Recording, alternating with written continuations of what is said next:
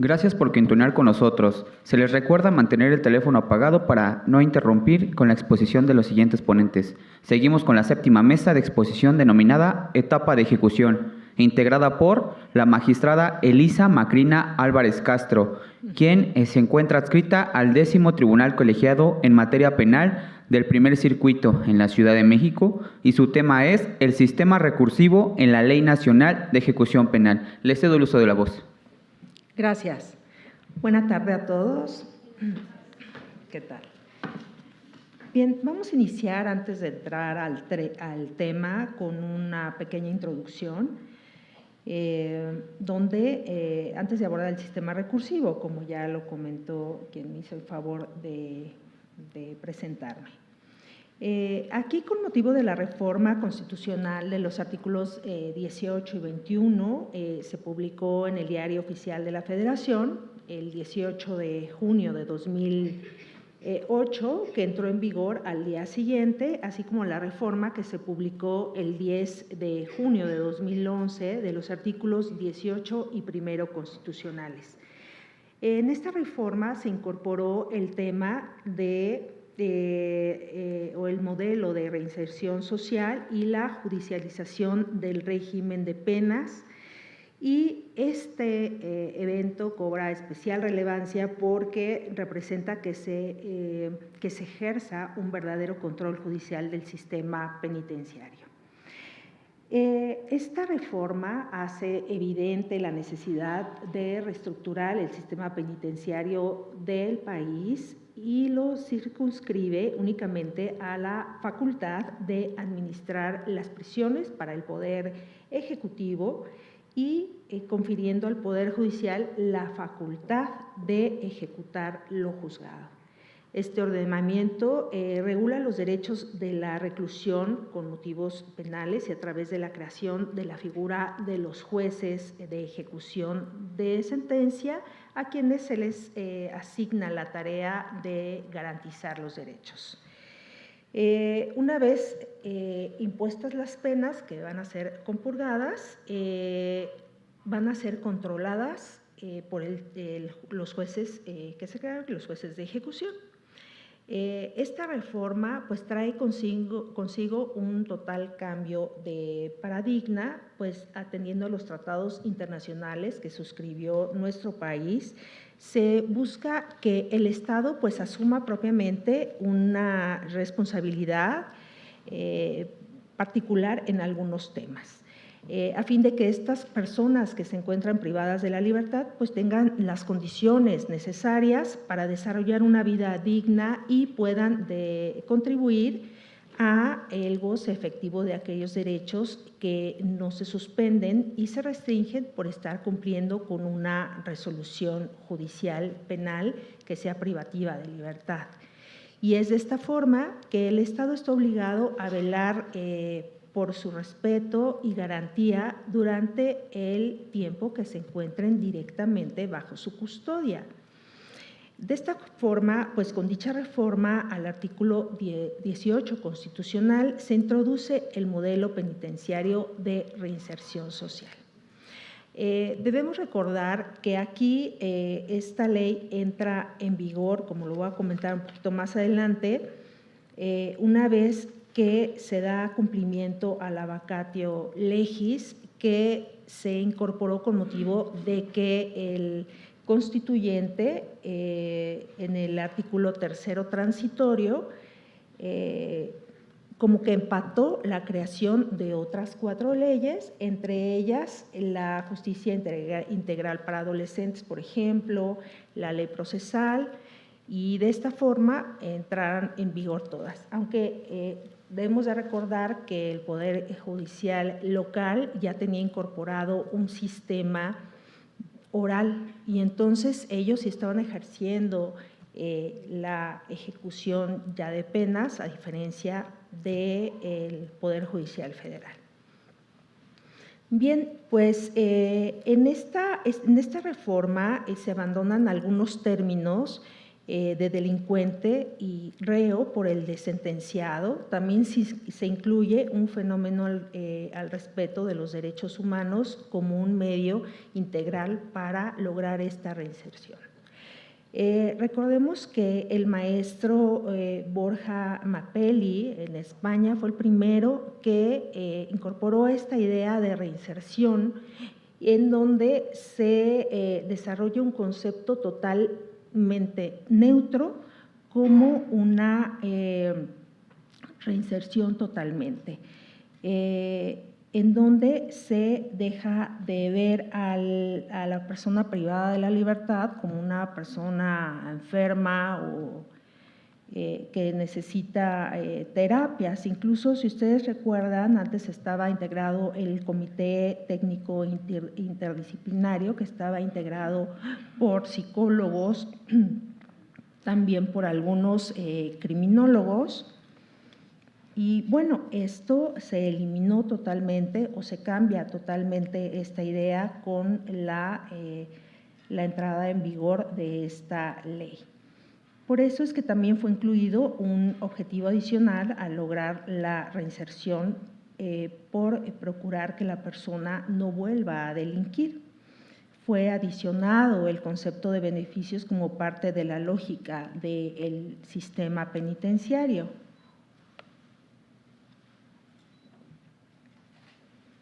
Así se pretende, en congruencia con los valores constitucionales, la prohibición de toda forma de discriminación. Las personas privadas de la libertad ya no pueden seguir siendo, como yo les comentaba, sujetos como anormales o enfermos. Por el contrario, con la aplicación o con este nuevo concepto se garantizan sus derechos. Los jueces de ejecución pues ahora tienen una función de hacer justicia dentro de las propias prisiones. Para ello deben de garantizar que la prisión preventiva y la pena de prisión se cumplan legalmente. Esto para el efecto de que no existan algunos abusos o algunos privilegios. La función pues no es propiamente de vigilancia, sino de control sobre la administración y la garantía de derechos en el interior de las prisiones, haciendo efectivo el acceso a la justicia. De esta manera, pues se garantizan y se materializan la protección de los derechos humanos.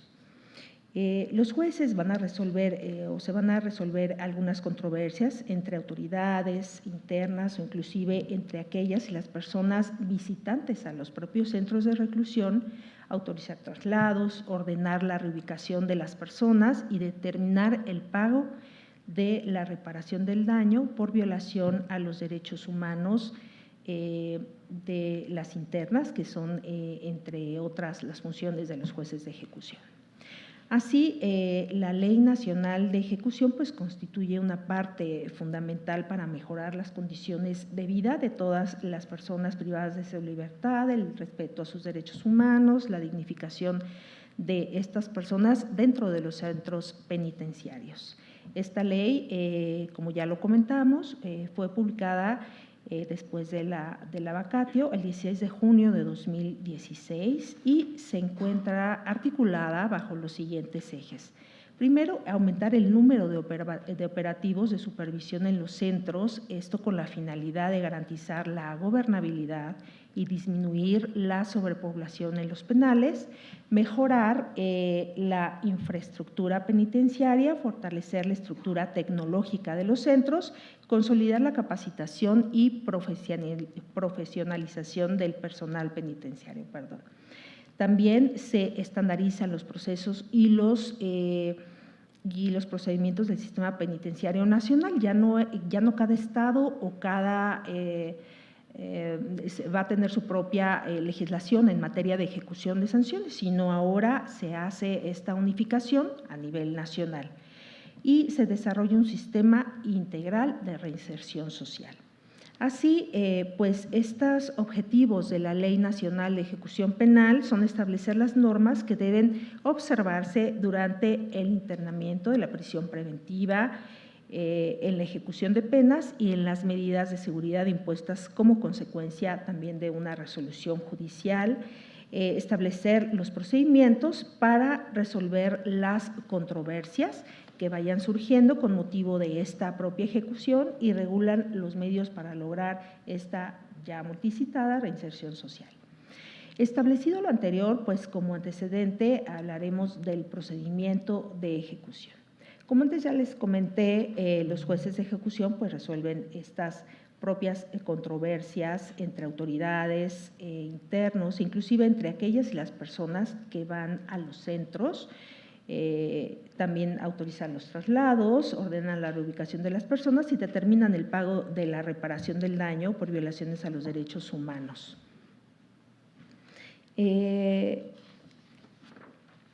Bien, este fue el inicio de la ley y el procedimiento, bueno, que tiene un amplio antecedente, pero no tenemos mucho tiempo.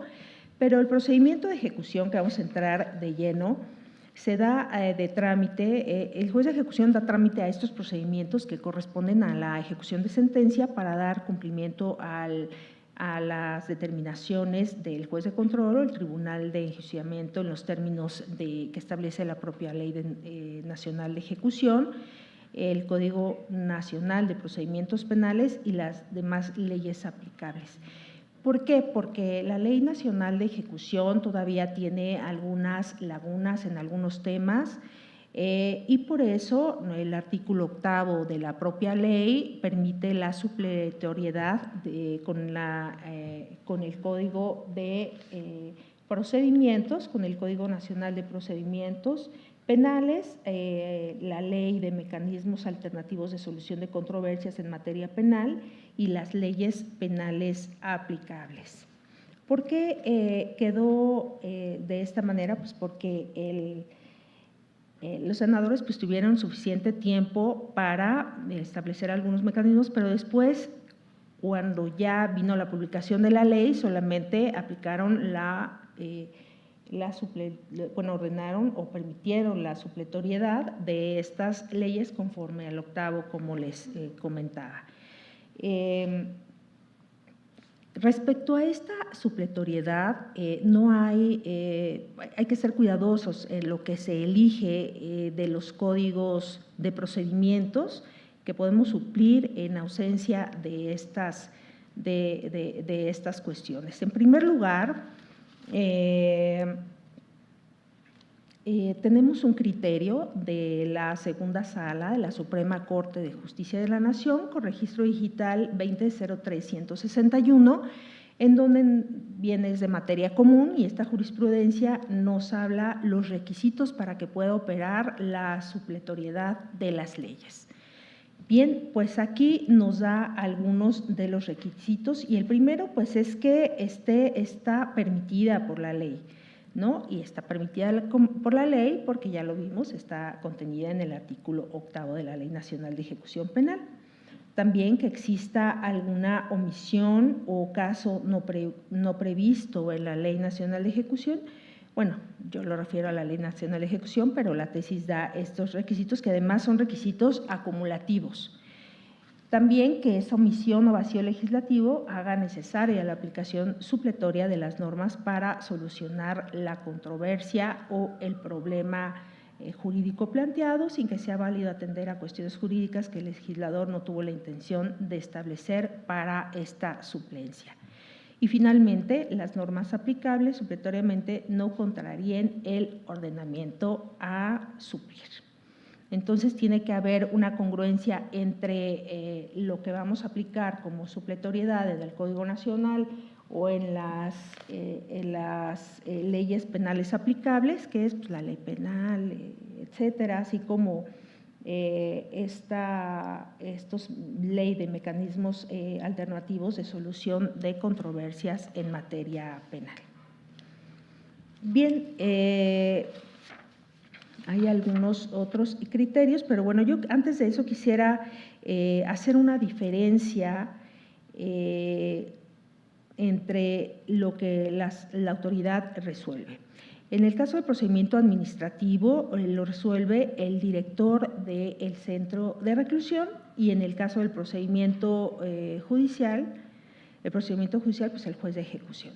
El procedimiento administrativo, ¿en qué casos es o en relación a qué cosas es? Pues es en relación a las condiciones de internamiento, al plan de actividades, a la solicitud de traslado voluntario, a las faltas administrativas imputadas.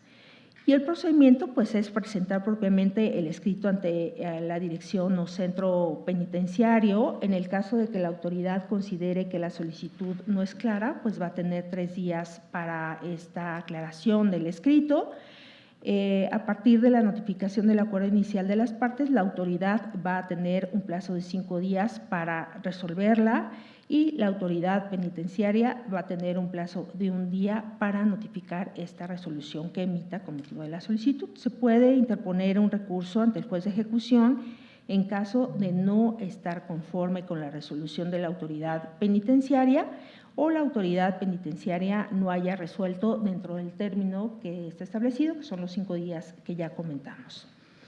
En relación al procedimiento judicial, ¿en qué casos opera? Bueno, pues sobre la reparación del daño, pero es como una reparación subjetiva para cuando ya se haya comprobado, obviamente, o por la comisión de algún delito, ¿no? En este caso, el derecho al esclarecimiento de los hechos y la justicia, las resoluciones recaídas en los procedimientos administrativos de las personas privadas de la libertad, las condiciones de internamiento, el plan de actividades. En el caso de no estar conforme con la decisión de la autoridad penitenciaria al finalizar el procedimiento administrativo o de no haber recibido respuesta también dentro del plazo legal, y las sanciones administrativas en un plazo de 10 días a partir de la notificación. Bueno, esta es la diferencia y estos son los casos en los que conocen, por una parte, resoluciones administrativas y las resoluciones judiciales.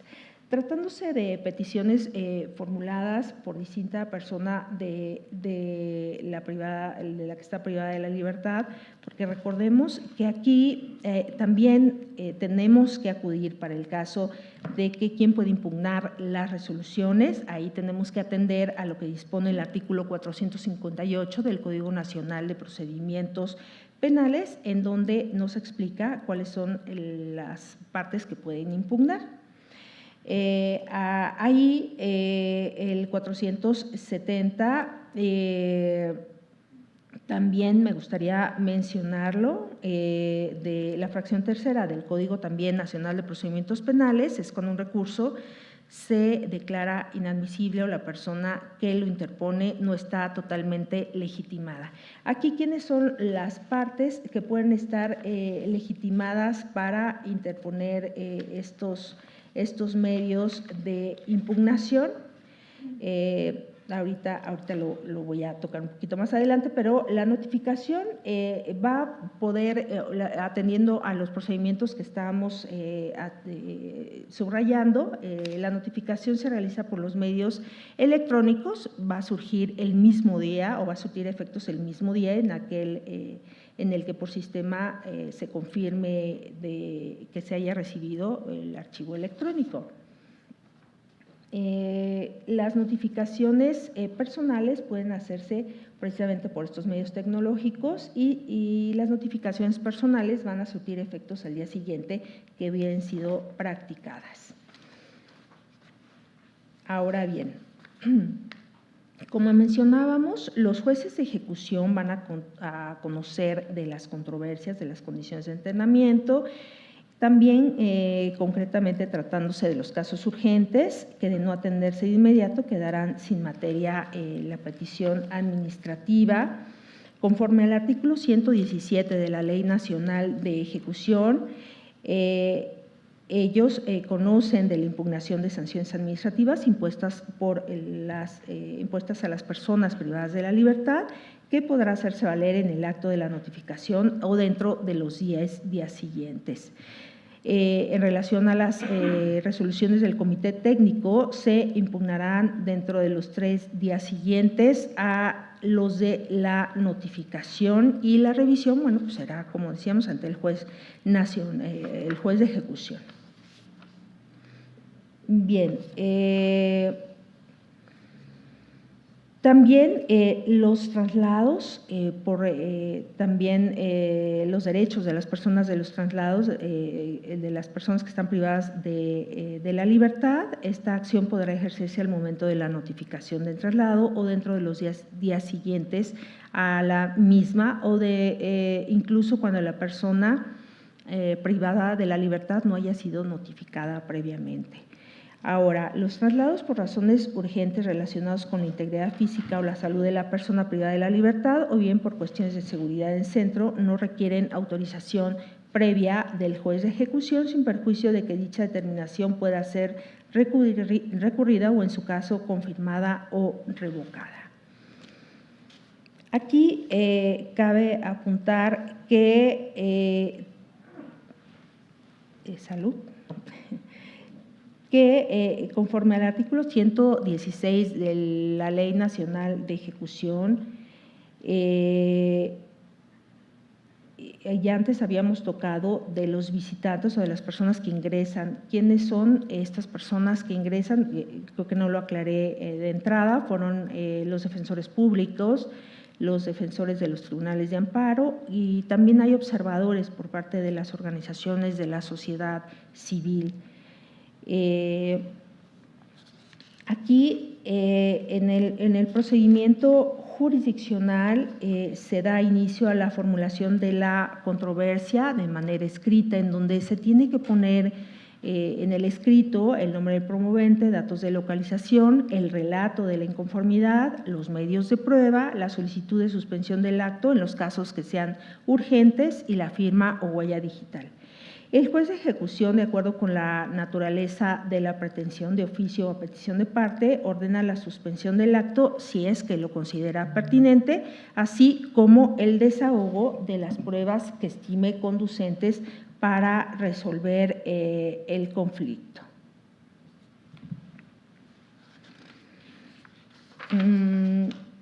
Parece que ya me falta poco tiempo.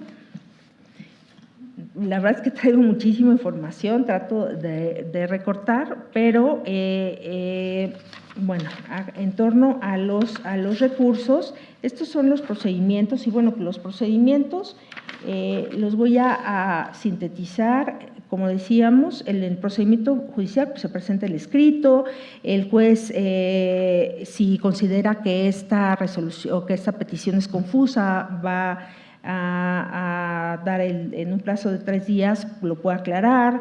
Si aclara la solicitud y la admite de inicio, el juez debe notificar y entregar a todas las partes una copia de la solicitud. A partir de ese momento, pues van a contar con 5 días para contestar y ofrecer pruebas. ¿Qué pruebas se pueden ofertar en el procedimiento de ejecución? Pues en realidad todas que no vayan en contra de la moral, pero además que estén relacionadas realmente y de manera directa con el procedimiento de ejecución, ¿no? La autoridad penitenciaria va a contar que además el desechamiento de las pruebas puede ser apelable, pero bueno, eso lo vamos a ver en el tema de la apelación. La autoridad penitenciaria va a contar con un plazo de 5 días para rendir el informe, y una vez que las partes contesten la petición y que la autoridad penitenciaria rinda su informe, el juez va a hacer las notificaciones de las partes y va a señalar la fecha de la audiencia, la cual va a llevarse a cabo 3 días después de la notificación, o sin que exceda de 10 días, ¿no? Como mínimo 3, como máximo 10 días. Ya una vez desahogada la audiencia, el juez de ejecución dicta una resolución y le explica a las partes dentro de la misma audiencia. Este es el procedimiento de inicio, pero ya en el tema de los recursos tenemos la revocación y la apelación. Bueno, ¿cuándo procede la revocación? La revocación en contra de todas las determinaciones de mero trámite, es decir, las resoluciones que tomó el juez sin recurrir a las audiencias. Y aquí, bueno, específicamente nos dice el Código Nacional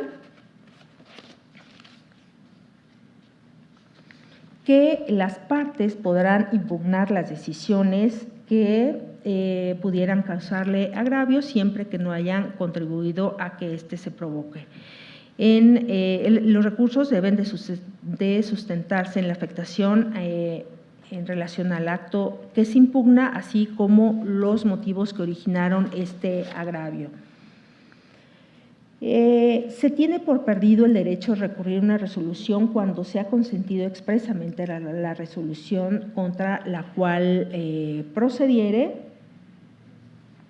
y una vez que concluya el plazo, si nos interpone algún tipo de recurso, pues se va a tener por consentido. El órgano jurisdiccional ante el cual se haga valer el recurso va a dar trámite, como ya lo comentábamos, y también lo va a resolver. La interposición de un recurso no va a suspender la decisión, salvo algunas excepciones. En el caso de la revocación, como decíamos, aquí hay varios supuestos. La primera es que si esta resolución que considera le causa agravio se pronuncia dentro o durante de la audiencia, porque recordemos que todos estos, tratándose del sistema oral, bueno, pues todo esto se va a llevar en audiencia propiamente con la presencia de las partes. Va a estar la persona que instó la solicitud y se va a dar notificación, se va a hacer la notificación a las demás para que puedan comparecer. Y también se va a dar el uso de la voz a la persona que haya hecho la solicitud y después se da el uso de la voz a las demás partes. Si estas resoluciones están dictadas dentro de la audiencia, se va a dar el uso de la voz, como ya dijimos, a las demás partes para que hagan las manifestaciones que conforme a derecho les corresponda, y en la misma audiencia se va a dar la resolución respectiva. Ahora bien, si el recurso se hace valer en contra de las resoluciones pronunciadas fuera de audiencia, se va a interponer al día siguiente de que se haya notificado esta resolución y se va a dar traslado a las partes con el término de 2 días, pues para que tengan conocimiento de la petición y que además puedan manifestar lo que a su derecho corresponda, y se va a resolver al día siguiente. Si el recurso se hace valer en contra de resoluciones dictadas fuera de audiencia, bueno, pues deberá interponerse por escrito, expresando los motivos por los cuales se está solicitando.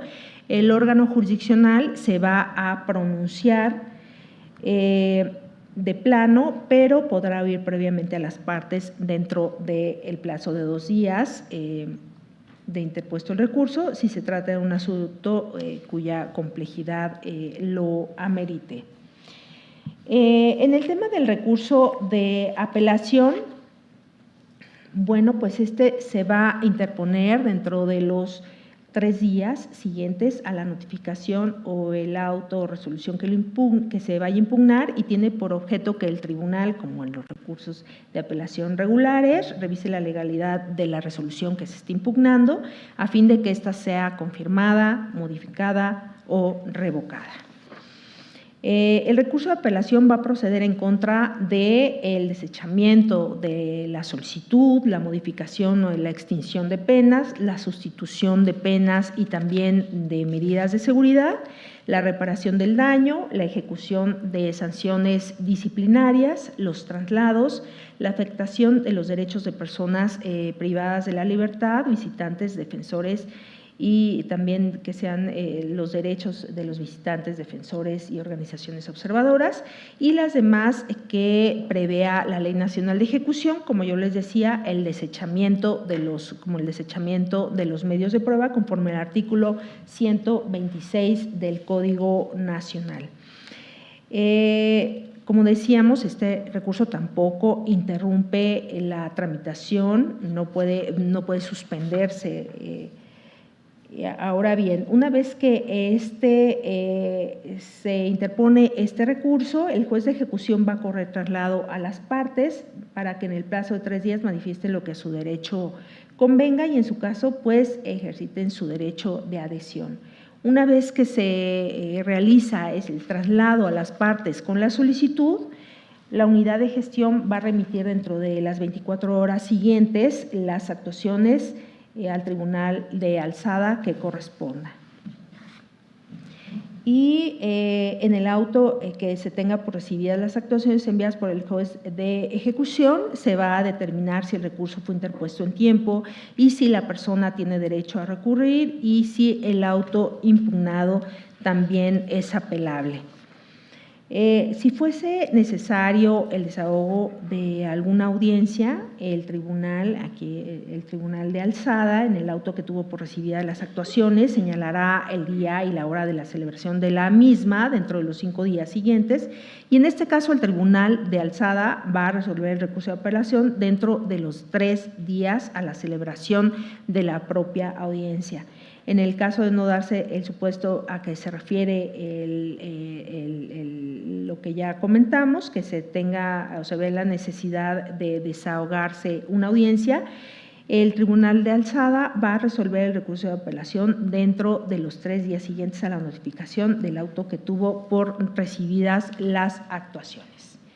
Y bueno, pues fue una manera muy general de abordar el tema, porque ya se me acabó el tiempo, pero bueno, espero que nos podamos ver en otra ocasión para abordar así como a detalle otros temas que son muy interesantes. La verdad es que es un total cambio y no hay una legislación similar en algún otro lugar que se asemeje a esta Ley Nacional de Ejecución. Yo creo que tiene muchas bondades, faltan muchas cosas por hacer. Y bueno, la Corte ya era explorando estos temas a detalle, ahora hay algunos criterios que yo creo que tocaría abundar en alguna parte, pero aún no son suficientes. Les agradezco mucho su atención y bueno, pues muchas gracias. Un aplauso para la ponente, por favor. Gracias.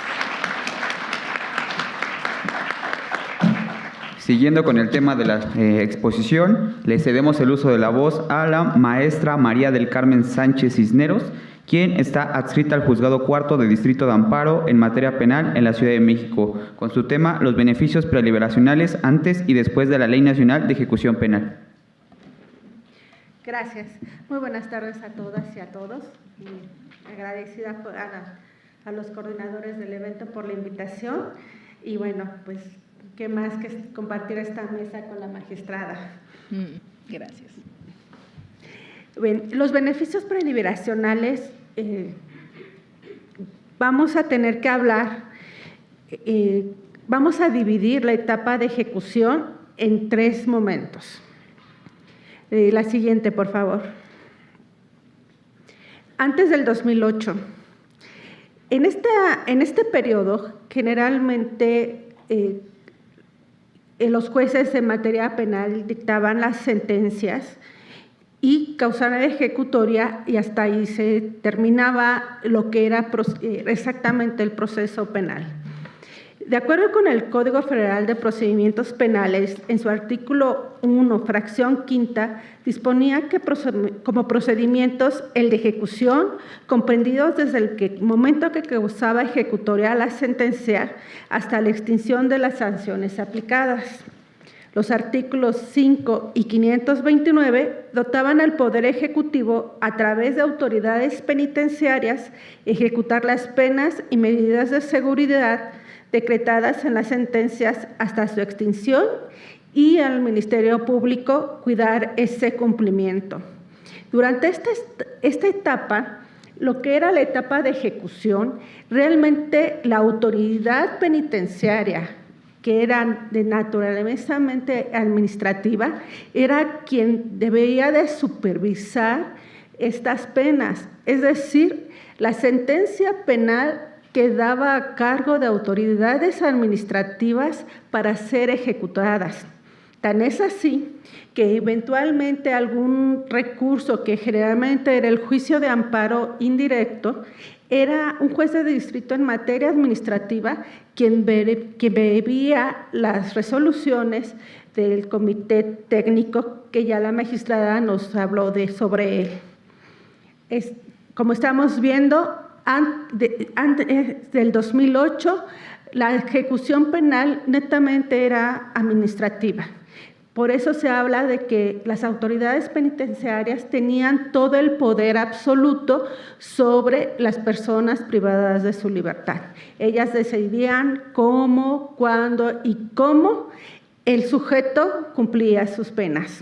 Y eventualmente el juez penal conocía de los asuntos, si bien le iba a la pobre gente, porque si no, ni siquiera se daban cuenta los jueces penales cómo se ejecutaba la decisión que ellos habían tomado.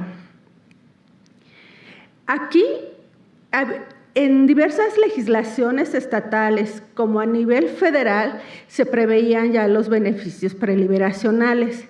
En su gran mayoría era la autoridad penitenciaria quien se hacía cargo de decidir si se otorgaba o no estos beneficios.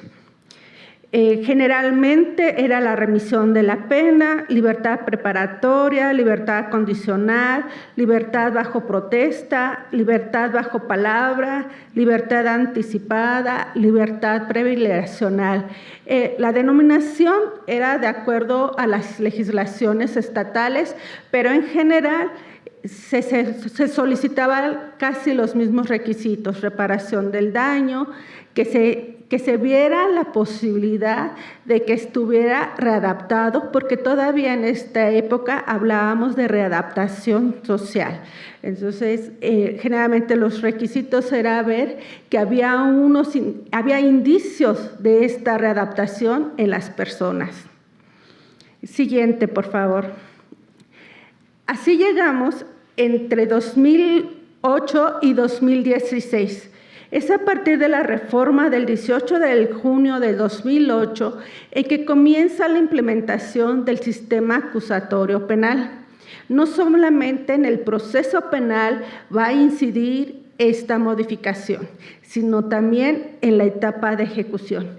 Es cuando por primera vez en nuestro país se va a hablar de la etapa de ejecución como una etapa autónoma, con una característica esencial y que es el punto de partida de toda la modificación y diversidad de criterios, que es una etapa judicializada.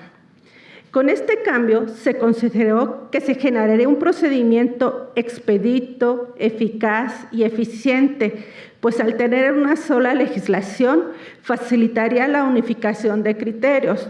Pues creo que eso no ha sucedido, porque a la fecha, lejos de unificar criterios en la etapa de ejecución, ha sido una diversidad que a muchos jueces les cuesta trabajo poder decidir de entrada para saber, como ya veremos más adelante, cuál es la ley que se va a aplicar.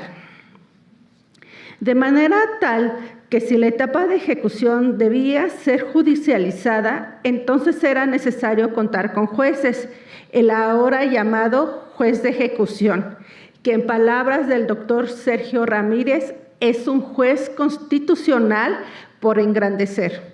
Y como bien lo dijo la magistrada, ellos son los encargados de impartir justicia dentro de las prisiones, que mucha falta hacía y hace hoy en día.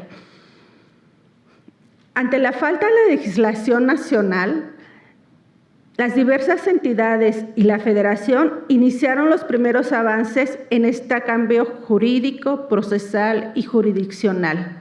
En el ámbito federal, el 17 de junio de 2011 se crean los jueces de distrito especializados en ejecución de penas, que a la fecha aún existen. Ellos tienen su sede aquí en la Ciudad de México, pero su competencia es a nivel nacional. Todo lo relevante a la ejecución del sistema tradicional, ellos lo conocen, aunque tengan acotada los asuntos que van a ventilar. Generalmente son la modificación y duración de las penas y los beneficios preliberacionales.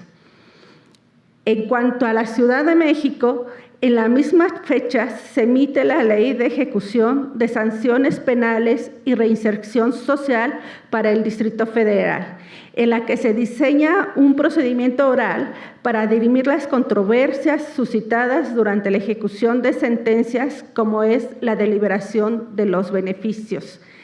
Ya en estas fechas, en la Ciudad de México ya empezaba a aplicarse el procedimiento oral. Por tanto, se tenía que unificar estos criterios a la par, porque ya había sentenciados, ya ejecutoriados, y era necesario que el juez de ejecución empezara a verificar, a observar las sentencias ejecutoriadas.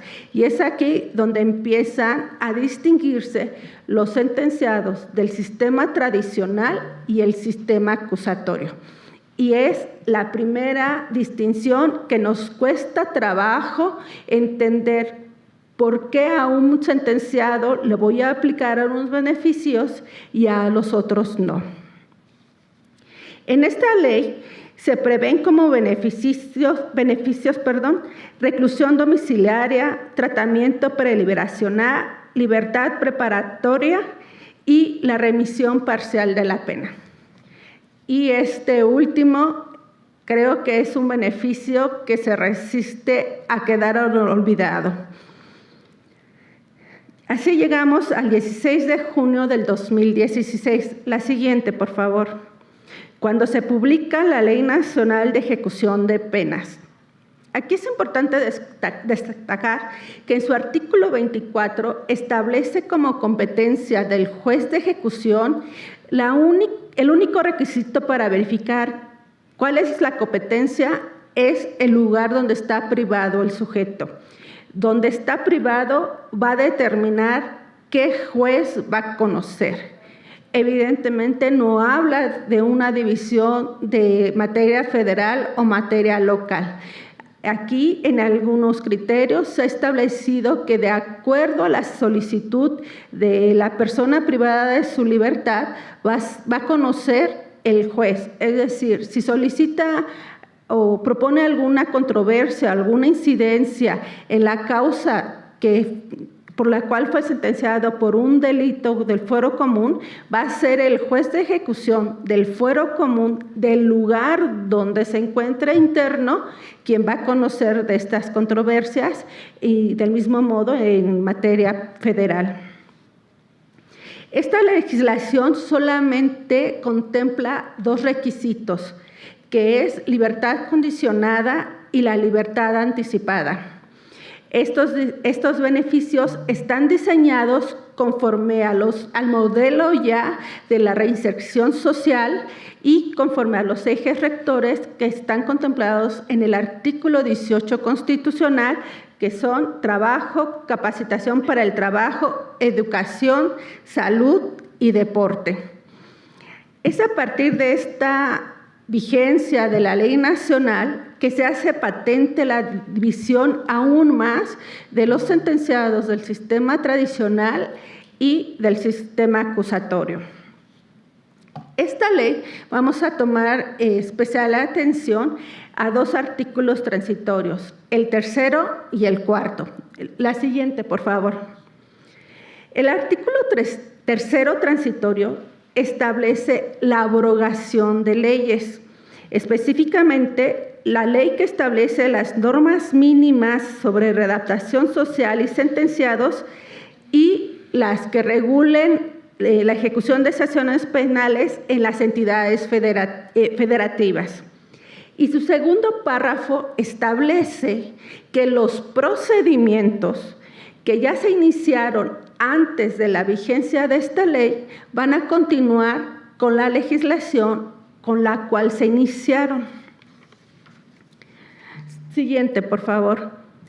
El artículo cuarto transitorio establece la derogación de leyes, específicamente las contenidas en el Código Penal Federal y las leyes especiales de la Federación relativas a la remisión parcial de la pena, libertad preparatoria y sustitución de la pena durante la ejecución. También establece que las entidades federativas van a tener que adecuar la legislación para efectos de afrontar esta derogación normativa. Estos artículos que parecería que nos van a dar luz de la aplicación de la ley y cuál va a ser esta división que ya les está hablando, ha sido motivo de diversos criterios, motivo por el cual la Suprema Corte de Justicia de la Nación ha analizado la constitucionalidad de estos dos artículos. Ha establecido que son constitucionales y que nos dan reglas para la aplicación, sobre todo, de beneficios preliberacionales. El 23 de enero del 2019, la primera sala de la Suprema Corte de Justicia de la Nación resuelve el amparo en revisión 762 del 2018, en donde analiza la constitucionalidad del artículo 4º transitorio. La siguiente, por favor. En esta resolución, la sala determina que los distintos beneficios preliberacionales previstos tanto en el Código Penal Federal como en las legislaciones especiales de la Federación y las relativas a entidades federativas están derogadas. Solo son aplicables los beneficios preliberacionales establecidos en la Ley Nacional de Ejecución. Los sentenciados bajo el sistema procesal penal acusatorio oral se encuentran en idénticas condiciones de reclusión de los condenados en el sistema tradicional, o por lo cual no hay razón para dar un trato desigual a los condenados bajo sistemas procesales distintos. Es aplicable la ley nacional con independencia del sistema procesal en que fueron juzgados los penitenciarios de la medida. Y concluye, el juez de ejecución competente sustanciará el incidente respectivo y determinará la procedencia del beneficio conforme al debate que sostengan las partes durante el desarrollo de la audiencia en los términos del procedimiento jurisdiccional previstos en la ley nacional. En esta resolución pareciera que la Suprema Corte establece que en cuanto a beneficios vamos a aplicar el que tenía que ser observado conforme a la legislación del cual fue ejecutoriado el sentenciado. Pero en cuanto a lo procesal, lo dice, va a ser conforme a la ley nacional. Siguiente, por favor. El 8 de junio de 2022 se resuelve el amparo en revisión 66 del 2022. Aquí establece otra vez que el artículo 4º constitucional cuarto transitorio de la ley nacional es constitucional y establece que las entidades federativas deberán adecuar su legislación a efecto de derogar las normas relativas a la remisión parcial de la pena, libertad preparatoria y sustitución de la pena durante la ejecución en el ámbito de sus respectivas competencias. Y el diverso tercero transitorio dispone que la aplicación de las normas vigentes en la época que se inició el procedimiento de ejecución es la que va a determinar cuál es la legislación aplicable. Refiere que el artículo 4º transitorio contribuye sistemáticamente a la instauración de los vigentes objetivos del sistema penitenciario para permitir que a partir de la entrada en vigor de la Ley Nacional de Ejecución Penal sean solo las disposiciones contenidas en esta norma las que rijan la ejecución de sanciones en nuestro sistema jurídico. Tal artículo, refiere, no anula de manera absoluta la posibilidad de que los sentenciados puedan favorecerse de la aplicación de un beneficio cuando las normas aplicables locales lo refieran. Aquí ya empieza la Corte a diseñar que tenemos que aplicar la norma más benéfica al sentenciado.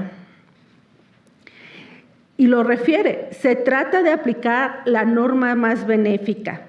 Por regla general, los procedimientos de ejecución iniciados con anterioridad a la entrada en vigor de la Ley Nacional de Ejecución Penal deben ser tramitados conforme a la legislación relativa vigente en esa época como regla fundamental, aunque puede ser aplicable la Ley Nacional siempre que aporte un mayor beneficio a la situación legal de la persona sentenciada. Y bueno, finalmente, en sesión de 7 de diciembre del 2022, se resuelve la contradicción del 18 del 2022, en la que la Suprema Corte ya establece con más contundencia. En primer momento nos dice que para la etapa de ejecución empieza en el momento en que la sentencia causa ejecutoria. Esa fecha es la que va a determinar cuál es la ley aplicable. Y para determinar algún beneficio o cuál es la ley más benéfica en relación de los beneficios, nos dice que tenemos que atender a la teoría de los componentes de la norma. Esto es, antes de la sentencia ejecutoriada, el sujeto solamente crea una expectativa de derecho. Al no ser sentenciado, los derechos para los sentenciados todavía no puede acceder, hay una expectativa. Es en la sentencia ejecutoriada que ya tiene la calidad de sentenciado cuando adquiere los derechos contemplados en la ley nacional.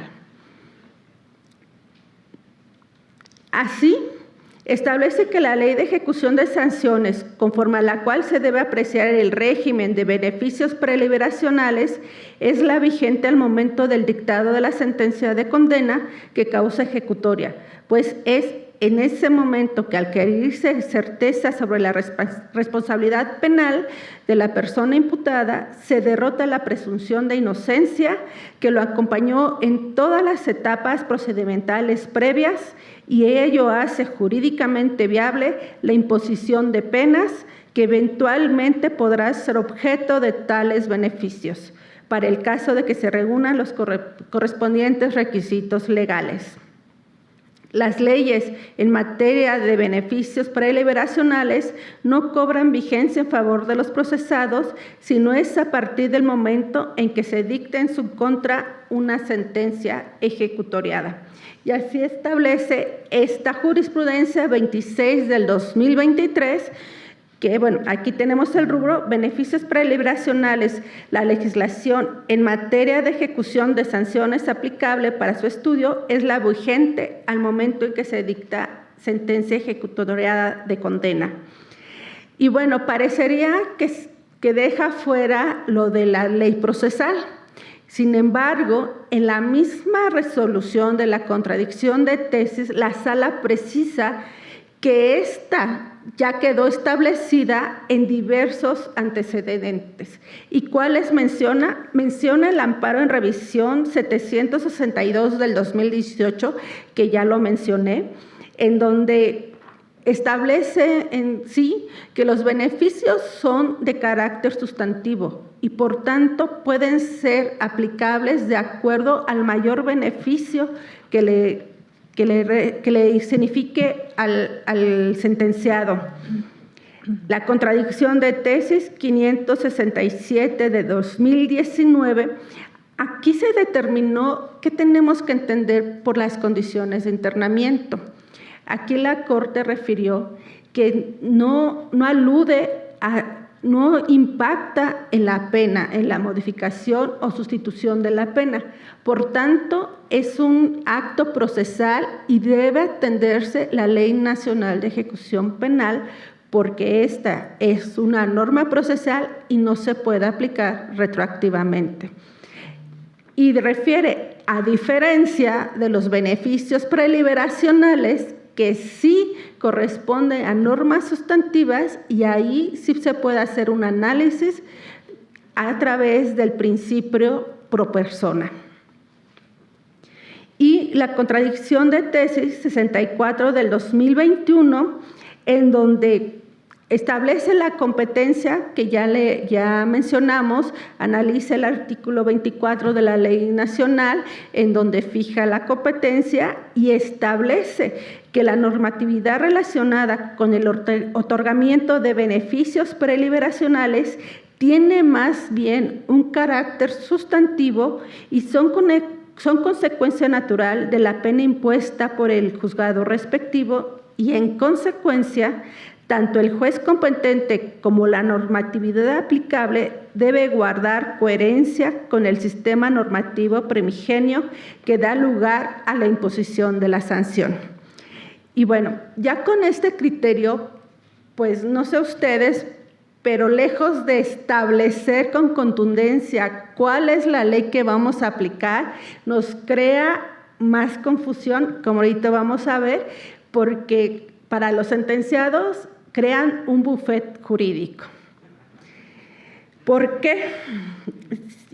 Bueno, si le pasan a la siguiente, por favor, que ya estas son las conclusiones que ya tiene la Suprema Corte, que ya hemos establecido, que la ley que vamos a aplicar es conforme a la sentencia ejecutoriada, y que el otorgamiento de los beneficios que le prevé la ley nacional no radica en el sistema procesal en que fueron juzgados, sino cuáles mecanismos les son más benéficos al peticionario de la medida conforme al principio pro persona. También quiero establecer que al resolver el amparo en revisión 762 del 2018, el ministro Juan Luis González Alcántara estableció la necesidad de que la Corte se pronunciara respecto al término procedimientos que habla el segundo párrafo del artículo tercero transitorio, porque refiere que a partir de esta interpretación es la que hace ruido en todos los operadores jurídicos y hace difícil entender qué significa, si es en la etapa de ejecución en sí o cada vez que se promueve una controversia.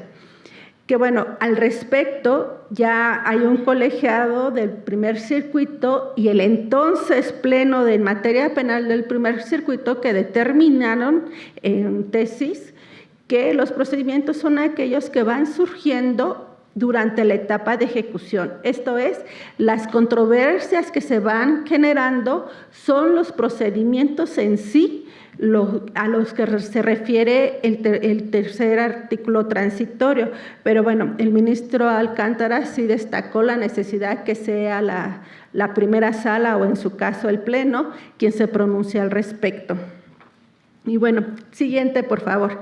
Como les dije, hay un bufet jurídico para determinar qué beneficios y también como se los precisé, que la remisión parcial parecería que es un beneficio preliberacional que se resiste a morir. Por ejemplo, aquí en la Ciudad de México hay 3 leyes que pudiéramos aplicar a los sentenciados. La Ley de Ejecución de Sanciones Penales para el Distrito Federal, que estuvo vigente de septiembre de 1999 a 17 de junio del 2011. De ahí pasamos a la Ley de Ejecución de Sanciones Penales y Reinserción Social para el Distrito Federal, que tiene una vigencia de junio del 2011 a junio del 2016.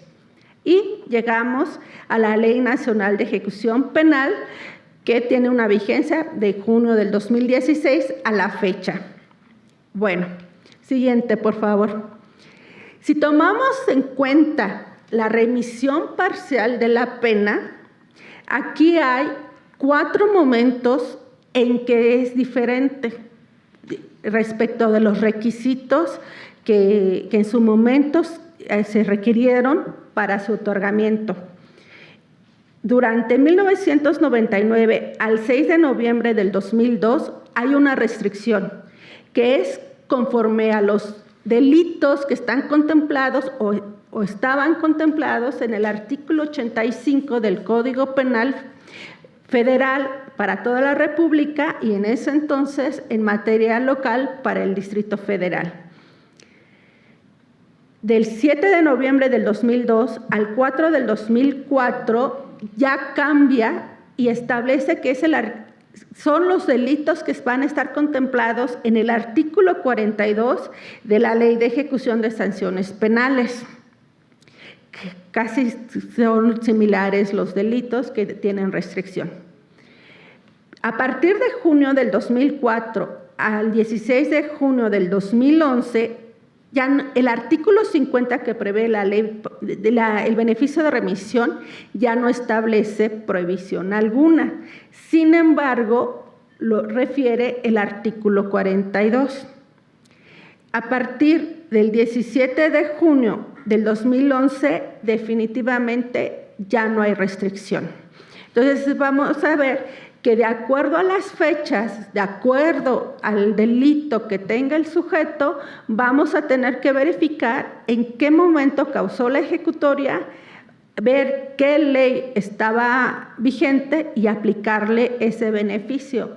Pero si la ejecutoria fue antes de junio del 2011, parecería que tuviera una restricción. Después del 2011 ya no hay y posiblemente pudiera acceder, pero lo vamos a aplicar retroactivamente la ley, pues parecería que sí.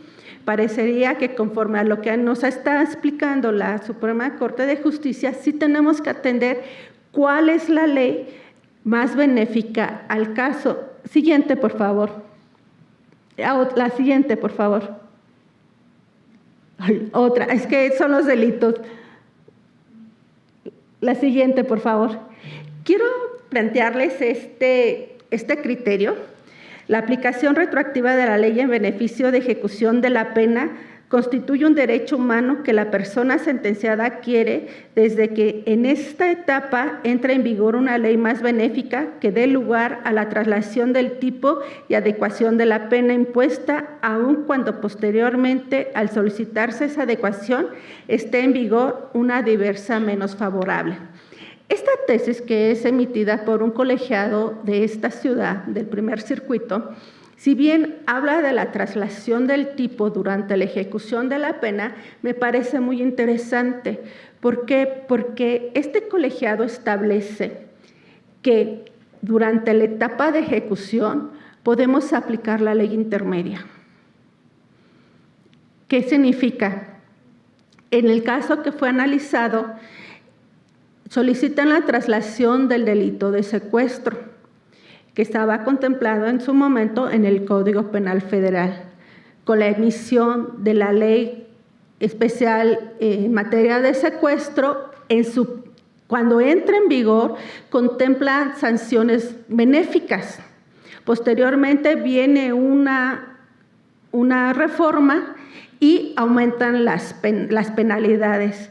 En un momento, el juez y la sala que advirtieron este asunto dijeron que no podía trasladarse el tipo porque las penas que actualmente están le perjudican a las que le impusieron.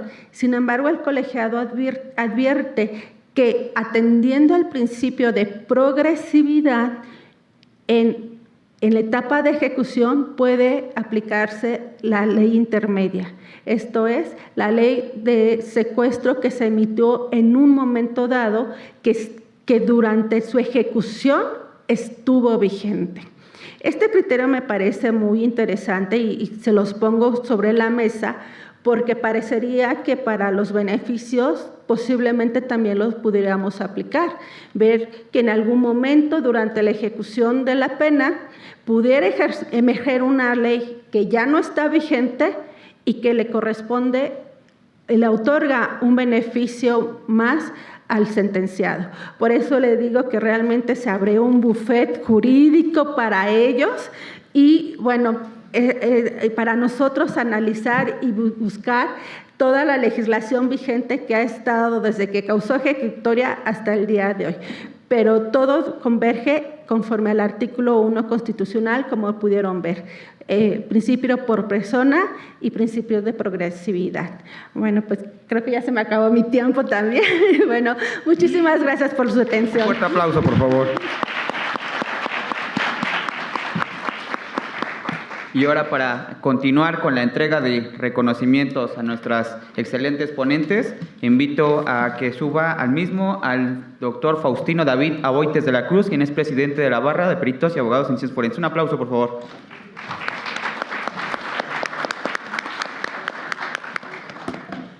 Buenas noches, ya Estamos en esta séptima mesa y bueno, pues es un honor y un gusto entregarles a dos grandes expositoras, miembros del Poder Judicial Federal y sobre todo también integrantes de la mesa directiva de la Asociación Nacional de Jueces y Magistrados de Circuito y Jueces de Distrito del Poder Judicial de la Federación.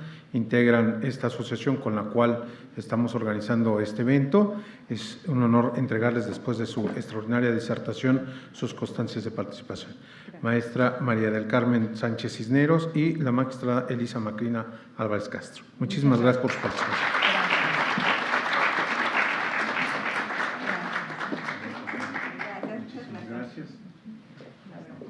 Gracias por este excelente público.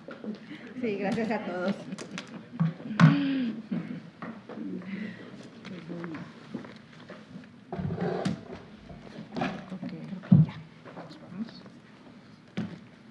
Gracias, magistrada, maestra. Voy a pedir que las despidamos con un fuerte aplauso, por favor.